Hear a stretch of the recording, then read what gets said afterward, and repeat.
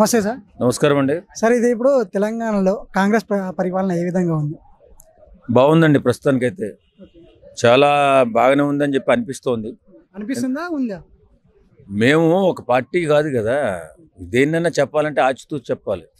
ఖచ్చితంగా కాంగ్రెస్ ప్రభుత్వం, తెలంగాణలో కాంగ్రెస్ ప్రభుత్వం వచ్చిన తర్వాత రేవంత్ రెడ్డి గారు సీఎం అయిన తర్వాత అన్ని విషయాల్లో చాలా జాగ్రత్తగా ముందడుగేసుకుంటూ అన్ని పథకాలు కూడా అమలు చేయాలనే ఆలోచనతో పరిగెడుతున్నారు. ఫస్ట్ పరిపాలన మాత్రం బ్రహ్మాండంగా ఉంది అన్నట్టుగా పరిగెడుతున్నారు. ఖచ్చితంగా కాంగ్రెస్ పార్టీ నిజంగా ప్రజలకు మంచి చేసే ఉద్దేశంలో ముందుకు వెళుతుంది. అలాగే ప్రతి పథకం కూడా ఒకటి టక అమలు చేసుకుంటూ వస్తున్నారు. రైతు రుణమాఫీ 2 లక్షలు కానీ, అలాగే రైతు భరోసా కింద ప్రతి రైతుకి కూడా ఎకరాకి 12,000 రూపాయలు ఇవ్వడం జరిగింది. అలాగే కూలి రైతుకి కూడా సంవత్సరానికి ఒక్కొక్కరికి 12,000 రూపాయలు ఇస్తున్నారు.